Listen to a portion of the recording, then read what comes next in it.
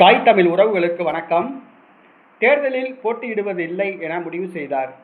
தேர்தலில் போட்டியிடுவதில்லை என முடிவு செய்துள்ளார் என்ற தலைப்பில் இந்த காணொளியை காண்கிறோம்.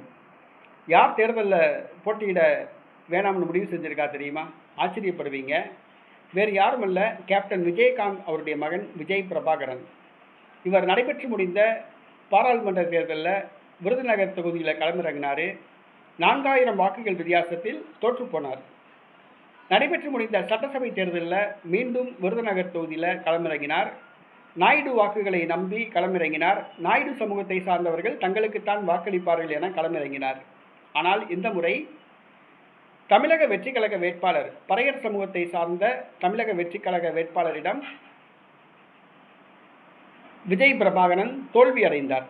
9000 வாக்குகள் வித்தியாசத்தில் தோல்வியடைந்தார். விருதுநகரை சார்ந்த வாக்காளர்கள், குறிப்பாக நாயுடு சமூகத்தை சார்ந்தவர்கள், சாதியை பார்க்காமல் நடிகர் விஜயை மட்டும் பார்த்து விஜய் நிறுத்திய அந்த பறையர் சமூக வேட்பாளருக்கு வாக்களித்து வெற்றி பெற செய்து அந்த பறையர் சமூக வேட்பாளரை தமிழக சட்டசபைக்கு அனுப்பியுள்ளார்கள். கேப்டன் விஜயகாந்த் மகன் விஜய் பிரபாகரன் சொந்த சாதியை நம்பி களமிறங்கினார். அவருடைய சொந்த சாதியை சார்ந்தவர்களே தற்பொழுது காலை வாரிவிட்டார்கள்.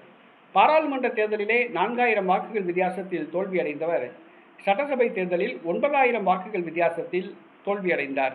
ஆக சட்டசபை மற்றும் பாராளுமன்ற தேர்தல்களில் தோல்வியடைந்ததால் தற்பொழுதைக்கு மீண்டும் தேர்தலில் போட்டியிட வேண்டாம் என முடிவு செய்துள்ளார். ஏனென்று சொன்னால், தற்போது அடைந்த 2 தோல்வியும் அவருக்கு மிகப்பெரிய மனச்சோர்வை கொடுத்துள்ளது. ஆக இனிமேல் தேர்தலில் போட்டியிட வேண்டாம் என முடிவு செய்துள்ளார். தற்போதைக்கு தேர்தலில் போட்டியிட மாட்டார். இன்னும் 5 ஆண்டுகள் கழித்து வேண்டுமானால் அவர் தேர்தலில் போட்டியிடலாம். தற்பொழுது அவரது தாயார் பிரேமலதா அவர்கள் விருத்தாசலம் தொகுதியிலிருந்து தமிழக சட்டசபைக்கு தேர்வு செய்யப்பட்டுள்ளார் என்பது குறிப்பிடத்தக்கது.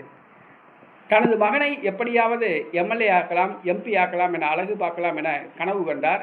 ஆனால் பிரேமலதாவின் கனவு நிறைவேறவில்லை. வெற்றியோ தோல்வியோ அவை வாக்காளர்கள் கையில்தான் உள்ளது.